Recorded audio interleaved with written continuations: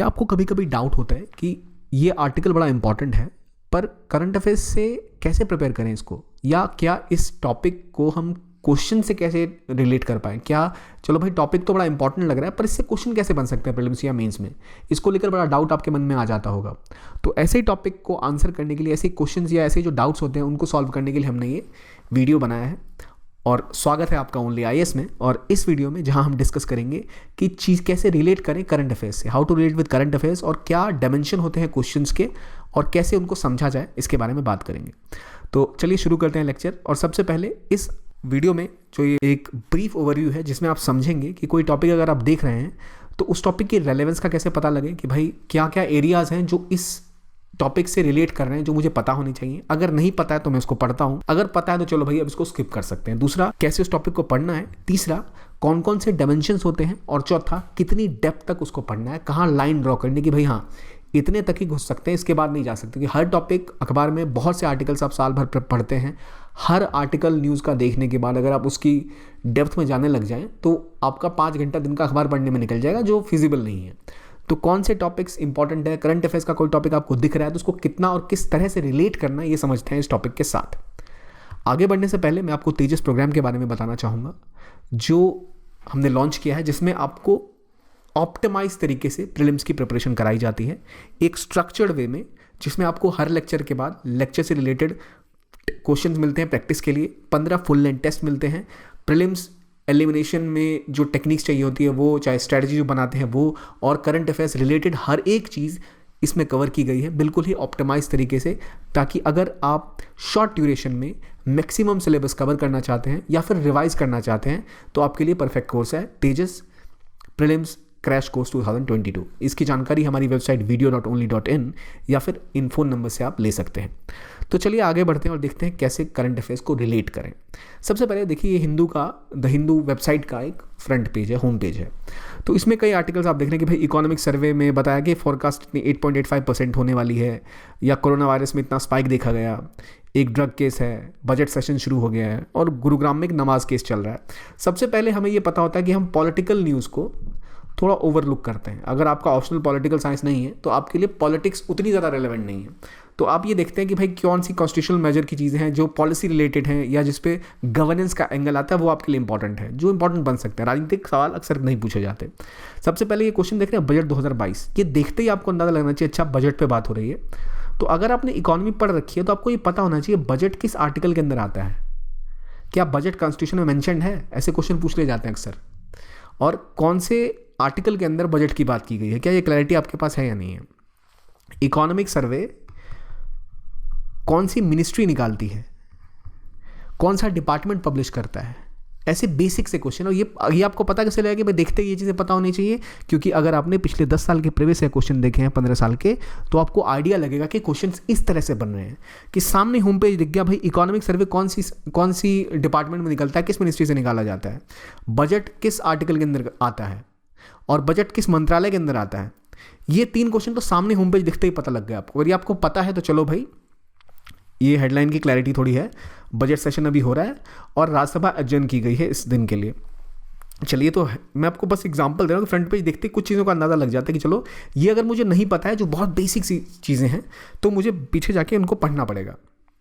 ये तो देखते पता लगता है कि अच्छा ये समस्याएं हैं, मुझे ये चीज़ें, फाउंडेशन की थोड़ी सी कमी है, थोड़ी बेसिक्स रीडिंग मुझे चाहिए, क्योंकि आपको पता है कि कॉन्स्टिट्यूशनल आर्टिकल्स और इकोनॉमी की बेसिक पॉलिसीज़ जैसे budget, banking policy, CRR, RR rate, ये सब क्या है ये आपको पता होना चाहिए। तो ये सारी चीज़ें अगर आपको नहीं पता है तो बड़ा इंपॉर्टेंट है कि आप बेसिक्स पे काम करें। ठीक है, ये देखते ही आपको आइडिया लग गया। अब यही कोर पॉइंट जो कभी कभी आपको कंफ्यूज कर सकता है अगर आपकी प्रिपरेशन पूरी थॉरो नहीं है। तो अब आपने इकोनॉमिक सर्वे पढ़ा है तो आपको पता है कि मिनिस्ट्री ऑफ फाइनेंस के अंतर्गत आता है और पार्लियामेंट में प्रेजेंट होने वाला है, जो यहाँ क्लियरली पता है। लेकिन इसको मिनिस्ट्री ऑफ फाइनेंस के अंदर डिपार्टमेंट ऑफ इकोनॉमिक अफेयर्स जो है वो पब्लिश करता है। अब बजट की बात करें तो आर्टिकल 112 क्या है, मुझे ये बताइए। आर्टिकल 112 के अंदर क्या आता है? एनुअल फाइनेंशियल स्टेटमेंट आती है। बजट स्पेसिफिकली मेंशन नहीं है, पर एनुअल फाइनेंशियल स्टेटमेंट के अंतर्गत ही ये बजट प्रेजेंट किया जाता है पार्लियामेंट में। तो ये कोर सी चीज़ें हैं जो आपको देखते ही पता लग जाता है। चलो न्यूज़ आर्टिकल करंट अफेयर्स का है, लेकिन ये चीज़ें आपको कोई एनालिसिस में उतना ज़्यादा बताएगा नहीं, क्योंकि समझा जाता है कि कोर चीज़ें तो पता ही होनी चाहिए आपको, तो फाउंडेशनल चीज़ें आपको पता होनी चाहिए। अब CBI के बाद अंदर आ गए तो CBI किस एक्ट के अंदर काम करता है? Delhi police special power act के अंदर काम करता है क्या, या मैं कुछ गलत बोल रहा हूँ? ज़रा बताइए मुझे, क्योंकि ये बेसिक सी चीज़ें हैं जो आपको देखते ही पता लग जानी चाहिए। तो आपको थोड़ा सा ओवर पावरिंग लग सकता है कि यार इतना कुछ कैसे पता लगेगा, पर ये मेहनत आपको कुछ दिन करनी है, फिर चीज़ें आसान हो जाती हैं। जैसे आर्टिकल की बात करते हैं, आजकल में एक आर्टिकल डिस्कस हुआ था हमारे डिस्कशन में, वो था Indian economy and challenge of informality. तो ये जब आप पढ़ रहे हैं तो इनफॉर्मल इकोनॉमी क्या है, इस पर अक्सर क्वेश्चंस जो हैं वो मेंस में काम आते हैं कि भाई कितना % इंडिया की अर्थव्यवस्था जो है वो असंगठित क्षेत्र में है। तो अपने मेंस में या आपको गवर्नेंस के क्वेश्चंस में ऐसे आंसर लगातार लिखने पड़ सकते हैं कि फॉर्मल इकोनॉमी का शेयर कितना है, इनफॉर्मल इकोनॉमी का शेयर कितना है। ये आपको परसेंटेज पॉइंट में पता होना चाहिए ताकि आप अपनी नो हाउ को बढ़ा सकते हैं। पर ये प्रीलिम्स के लिए इंपॉर्टेंट कम है और मेंस के लिए ज़्यादा इंपॉर्टेंट है। ये जो भी मैंने बताया बजट वजट जैसे सिंपल क्वेश्चन ये प्री में पूछे जाते हैं कभी कभी। और क्लैरिटी के लिए अगर आपको क्वेश्चन ना भी आए तो अक्सर स्टेटमेंट में आते हैं, तो आप एलिमिनेट कर सकते हैं स्टेटमेंट। अब जैसे एक आर्टिकल है for the finance minister to note, यहाँ बात की गई है ग्लोबल मिनिमम टैक्स की। अब अगर इस आर्टिकल को देखें, यहाँ पर एक टर्म यूज़ किया गया है वर्ल्ड इनइक्वालिटी रिपोर्ट 2022।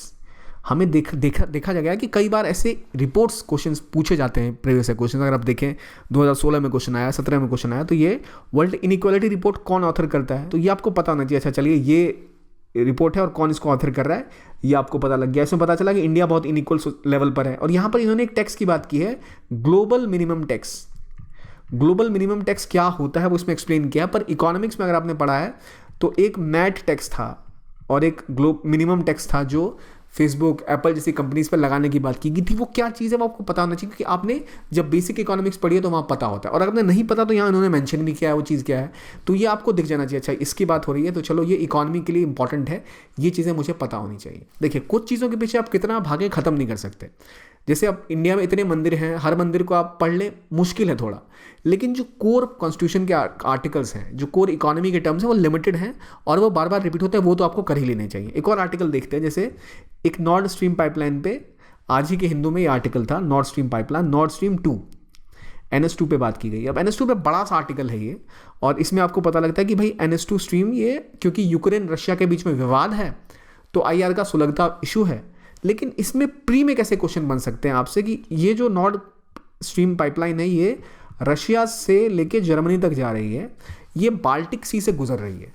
और UPSC का बड़ा अच्छा टॉपिक है ज्योग्राफी और IR के आसपास कि बताइए इस सी के आसपास कौन सी कंट्रीज हैं। बाल्टिक सी बड़ा प्रचलित है, अभी यूक्रेन में विवाद चल रहा है, पाइपलाइन को लेकर विवाद है जर्मनी रशिया के बीच में, तो आपसे पूछा जा सकता है कि भाई बाल्टिक सी के आसपास कौन सी कंट्रीज लगती हैं, नॉर्थ सी कहाँ अवस्थित है। तो जब आप इसको पढ़ रहे हैं तो ये क्लैरिटी होनी चाहिए। अच्छा UPSC ऐसे क्वेश्चन पूछ सकता है कि बाल्टिक सी के आसपास क्या जो बेलारूस है क्या उसकी सीमा बाल्टिक सी से लगती है? नहीं लगती है, ये रहा बेलारूस, पोलैंड की लगती है। तो वो जो क्योंकि बेलारूस के ऊपर जो ये पोलैंड के पास कलिंगराड रशिया का पार्ट है, आपको दिख रहा है। तो इस तरह के क्वेश्चन कभी कभी UPSC पूछ लेती है। और ऐसे कुछ प्रमुख चीज़ हैं जो आपको, अगर मैं आपको बोलूँ कि भाई आप गल्फ ऑफ फिनलैंड बताओ, गल्फ ऑफ बोथनिया बताओ, तो थोड़ा ज़्यादा कॉम्प्लेक्स हो जाएगा। पर जो मेजर सी बॉडीज़ हैं दुनिया की, बाल्टिक सी, रेड सी, कैस्पियन सी, ये जो इस रीजन में सेंट्रल और ईस्टर्न यूरोप के आते हैं और वेस्टर्न यूरोप के बड़े बड़े सागर हैं, इनसे क्वेश्चन आ चुके हैं। और बड़ी सी बॉडीज़ है, इनको आप कर सकते हैं क्योंकि मेजर कंट्रीज़ के साथ हैं। स्कैंडिनेवियन कंट्रीज, नॉर्वे, स्वीडन, ये इधर पढ़ रहा है ये। तो अब जो आप ये जब नॉर्म स्ट्रीम के बारे में पढ़ रहे हैं, नॉर्थ स्ट्रीम, एक नॉर्थ स्ट्रीम 1 था, ये नॉर्थ स्ट्रीम 2 है। इससे होगा क्या कि रशिया की जो नेचुरल गैस की सप्लाई है जर्मनी में वो बढ़ जाएगी, और जर्मनी बहुत ज़्यादा डिपेंडेंट है इस सप्लाई के ऊपर। लेकिन अमेरिका कह रहा है कि भाई रशिया यूक्रेन पे हमला करने वाला है, तो जर्मनी को दबाव बनाना चाहिए रशिया पे कि भाई ऐसा कुछ करोगे तो ये पाइपलाइन आगे नहीं बढ़ पाएगी। तो ये पाइपलाइन यहाँ से गुजर रही है, नॉर्थ स्ट्रीम 2 बाल्टिक सी से गुजर रही है, रशिया से लेकर जर्मनी तक जा रही है।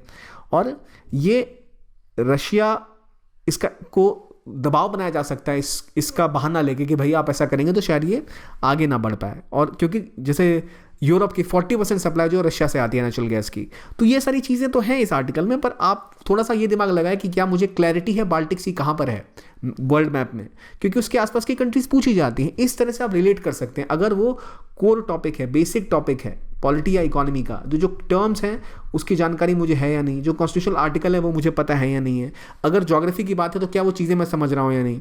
तो फंडामेंटल को स्ट्रॉन्ग करना, करंट टॉपिक से उसको रिलेट करना। यहाँ अगर आपको अब बाल्टिक सी जब आप पढ़ रहे होंगे तो आपको याद आएगा, अच्छा नॉर्थ स्ट्रीम पाइपलाइन की बात चल रही है जर्मनी और यूक्रेन के, जर्मनी और रशिया के बीच में।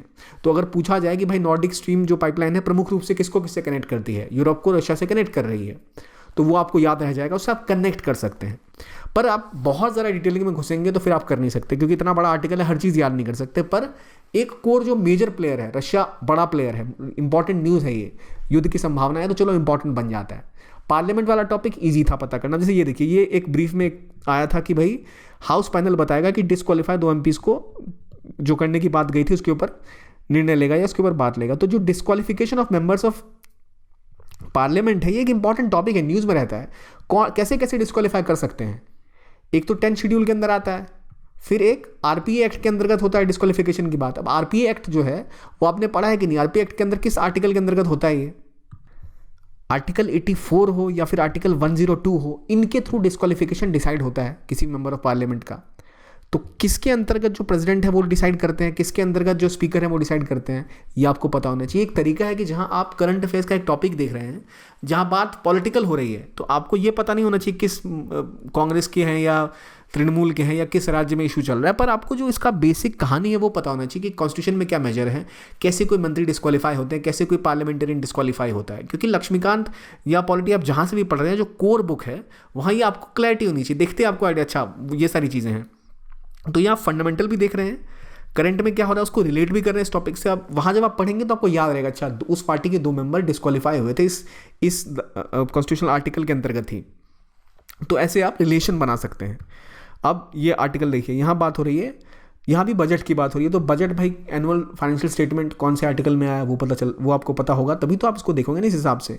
यहाँ बात की गई है ऑक्सफॉर्म इंटरनेशनल की एक रिपोर्ट आती है, इनइक्वालिटी रिपोर्ट, ठीक है। ये इनइक्वालिटी रिपोर्ट की बात यहाँ की गई है। ऑक्सफॉर्म वाले क्वेश्चन अक्सर पूछे जाते हैं, तो ये इनइक्वालिटी रिपोर्ट है ऑक्सफैम की। ऑक्सफैम पर एक बार क्वेश्चन आ चुका है प्रीलिम्स में, तो ऑक्सफैम पता होना चाहिए। अच्छा ऑक्सफैम की रिपोर्ट है ये इनइक्वालिटी रिपोर्ट, ये एनुअल ग्लोबल इनइक्वालिटी रिपोर्ट की बात इसने की। तो चलो मैंने यहाँ देखा, ये नोट्स में रख लिया, या फिर आपको कंपैरिजन में भी मिलता है, तो वहाँ से आप इसको एनालाइज करते हैं। तो इस तरह जब आप आर्टिकल को देख रहे हैं तो आप पहले प्रीवियस ईयर क्वेश्चंस देखिए, आपको वहाँ से आइडिया लगता है कि क्वेश्चन किस टॉपिक के आसपास आ रहे हैं, उस टॉपिक को आप उस तरह से कवर करिए। ये प्रीलिम्स के लिए मैं कह रहा हूँ।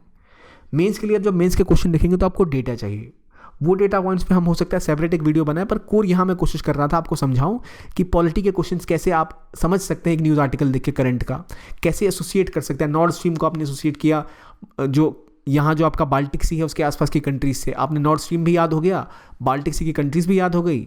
आपने रिप्रेजेंटेशन एक्ट, जब आरपीए एक्ट है वो पढ़ा, तो उस आरपीए एक्ट को आपने एसोसिएट किया कि भाई अभी जो है 2 MPs की डिस्क्वालिफिकेशन की बात चल रही है, उनको डिस्क्वालीफाई करेंगे स्पीकर। मतलब किसी एक ऐसे एक्ट के अंतर्गत स्पीकर डिस्क्वालीफाई करते हैं हाउस ऑफ द मेंबर को, तो वो कौन सा एक्ट है, क्या वो 10 शेड्यूल है? तो ये सब चीज़ें एसोसिएट हो सकती हैं। अब आर्टिकल 102 जो है वो 10 शेड्यूल का पार्ट है। इस तरह से आप रिवाइज करेंगे तो आपकी पॉलिटी भी रिवाइज हो जाएगी, करंट अफेयर का आपने आर्टिकल देखा वो भी रिवाइज हो जाएगा।